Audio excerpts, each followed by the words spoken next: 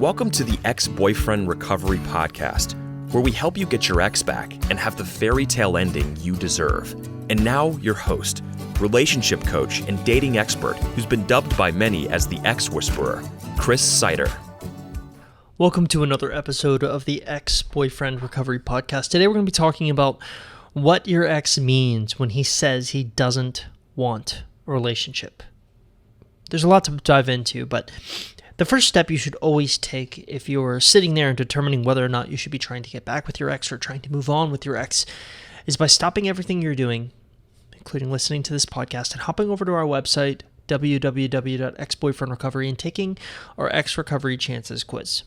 It's a special 2-minute quiz designed to tell you what kind of chance you have of getting your ex back so you can make a smart decision going forward and not sacrifice or waste your time. So, today we're going to be taking a question from a woman who wants to remain anonymous, but when I heard her question, I became inspired to talk about something that I don't think I've ever talked about before.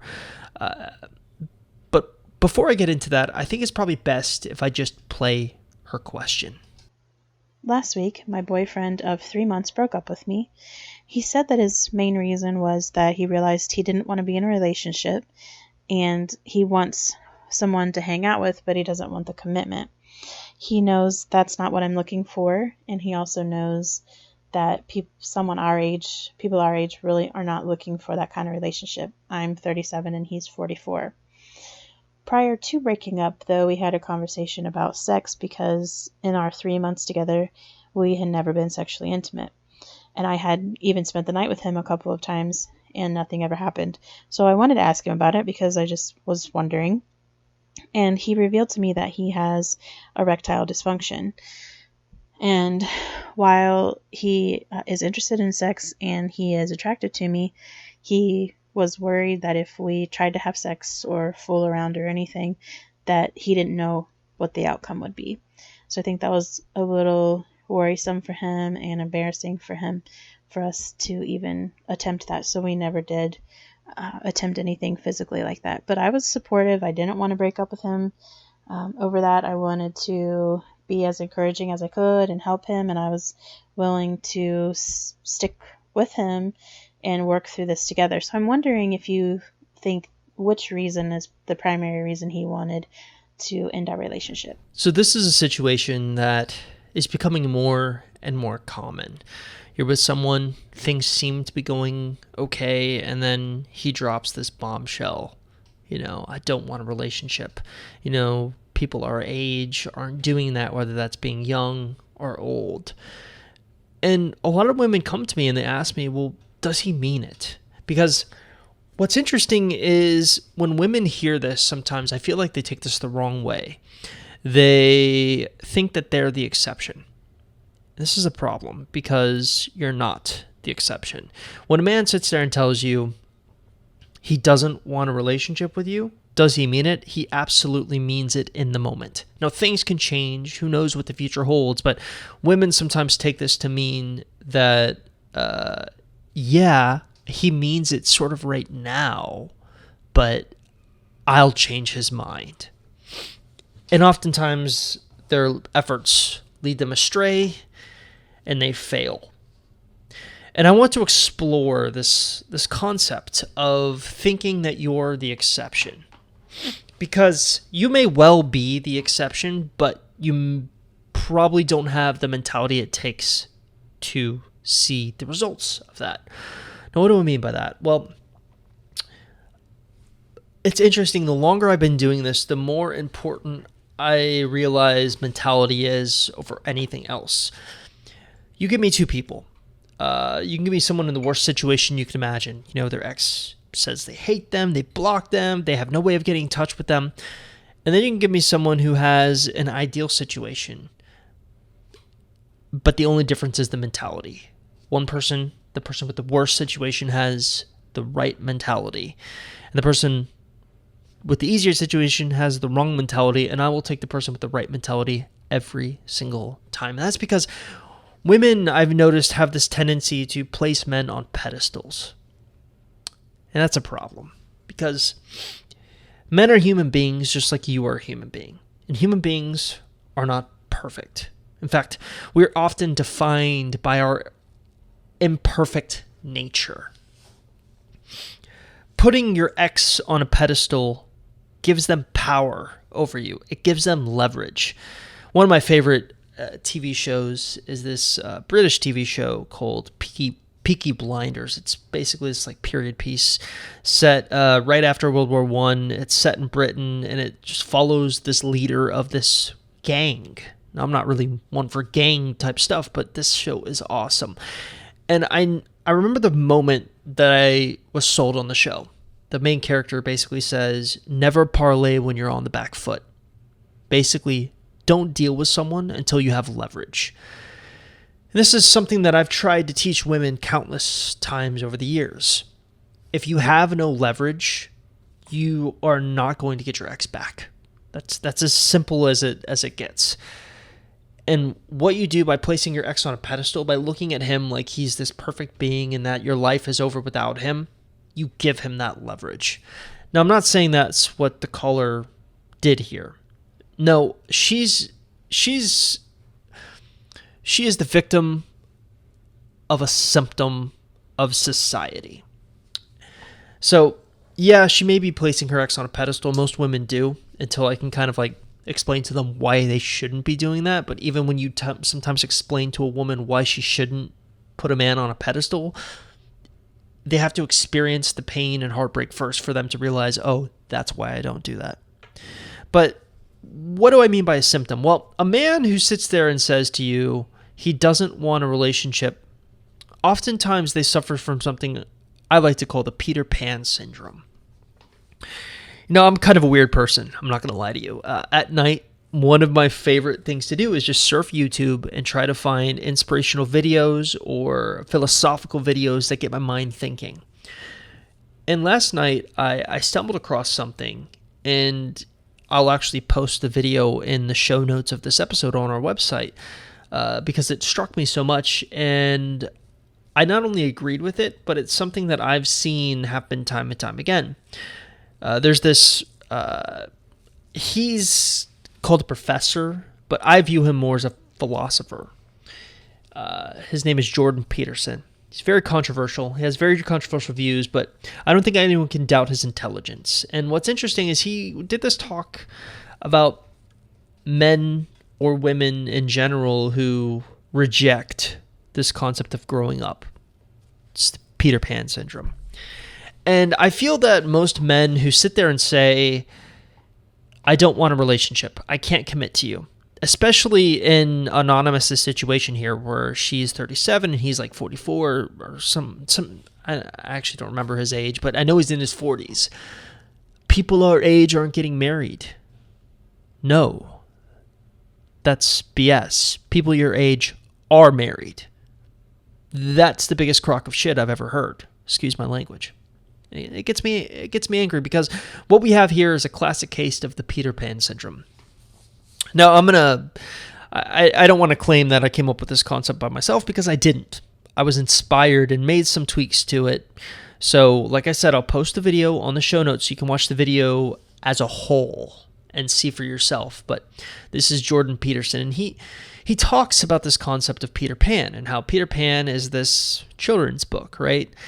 And when we're children, we're nothing but potential. We can be anything. And Peter Pan he's a magical boy, but he never wants to grow up. Plus he can fly, which is pretty cool. But he never wants to grow up because he never wants to give away that potential.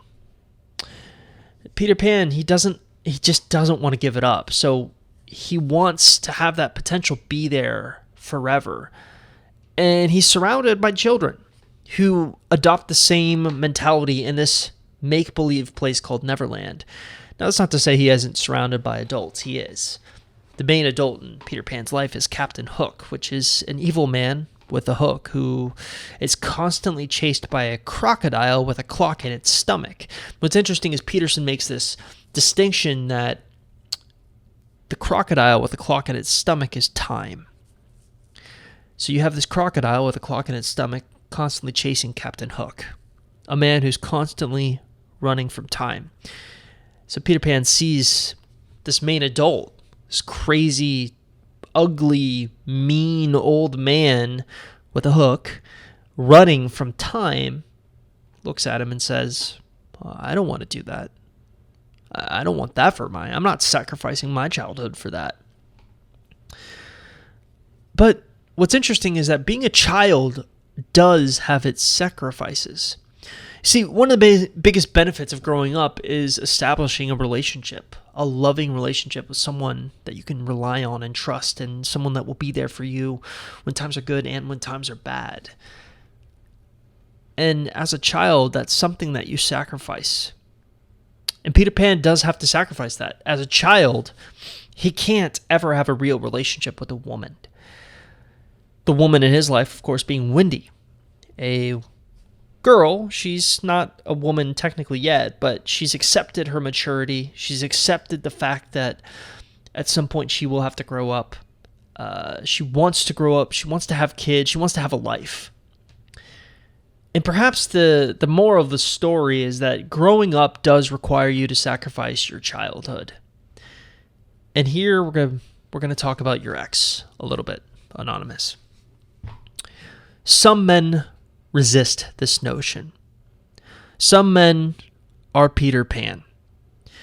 And what we have is often when we're growing up, we can do things when we're 20, mid-20s, and we're still looked at as that person has potential. But if a person never changes, if they never grasp their potential, they'll wake up when they're 30 or 40 being the same child with no difference. And what I think happens often to men who say they don't want a relationship and they're old is they literally reject the notion of growing up. They're literally spitting on their potential, because potential cannot be achieved without sacrificing your childhood. Yes, you have potential as a child. You can be anything you want to be. But having potential and fulfilling potential are two completely different concepts. And perhaps the most ironic part about all of this is that growing up will happen to us whether we do it or not.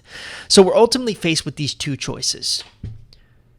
You choose your skill, fulfill your potential, and sacrifice your time. Time is currency in this instance, something that we can spend and never get back. So what are we doing when we spend our time? If we're not doing anything to fulfill our potential, we're wasting our time. Or the second result or choice that people have, and this is what I find often happens with men who say they don't want a relationship, they don't want to commit. They resist growing up. They become Peter Pan, but the bill comes due no matter what you do. The most ironic part of growing up is that it happens whether you do it or not. So what ends up happening is people who choose to resist growing up wake up one day when they're 30 and they're a bum. When they're 40 and they're a bum. I'm helping my wife right now with with sort of her passion project. If you don't know my wife, she helps me a lot in this relationship business that I've created. But she went to school and got her degree in early childhood education. She was a nanny, a live-in nanny at homes for years and years. That's how she paid for college. Remarkable woman. Well, anyways, she wants to start a parenting business, helping women and men who don't know how to help a child fulfill its potential, basically fulfill its potential. And what's interesting is that oftentimes I'm helping her try to understand, basically create the website, things like this, stuff that she doesn't really have a lot of knowledge on. But what's interesting is I've learned a little bit about parenting myself, and what I've found is that sometimes parents limit their child's potential. What do I mean by that? Well, let's say you have a man with a Peter Pan syndrome, doesn't want to grow up, rejects a relationship, doesn't want to fulfill his potential, is a bum, sitting on the couch, doing nothing, living at home with his parents. His mom comes in. You know, we all see that scene in the movies. The mom comes in. Do you want anything to drink? Does your friends want anything to drink? He's 30 years old, 40 years old, not doing anything with his life. And the parents are perpetuating that situation. They're not. Sometimes you need to drop someone in the hornet's nest. The strength, and probably the most difficult part of being a parent, I know this is kind of off topic, but is letting your child go and make mistakes on their own. And so sometimes you'll see men with Peter Pan syndromes living at home well into their 40s when it's not socially acceptable. Now, I know in Italy, it's actually socially acceptable to do that. So you can't just sort of base, hey, my ex is living at home with his parents still. You can't base a decision on if they have the Peter Pan syndrome based on that solely. What is the best indicator is what they're doing with their time. I love reading. I love watching movies. I love watching TV shows. I love playing video games. Some would call me a nerd. But one thing I do, I have this innate guilt built in if I do that stuff and I haven't done my work for the day. I only feel right playing a video game or watching a movie or watching a TV show if I feel I've earned it. If I feel like, okay, I worked today. I advanced my goal. I'm trying to fulfill my potential. I'm trying to gain financial freedom. If I haven't done that stuff, I feel guilty. People who are Peter Pan syndromes don't feel guilty. They enjoy their life because they don't want to grow up. Here's the moral of this story.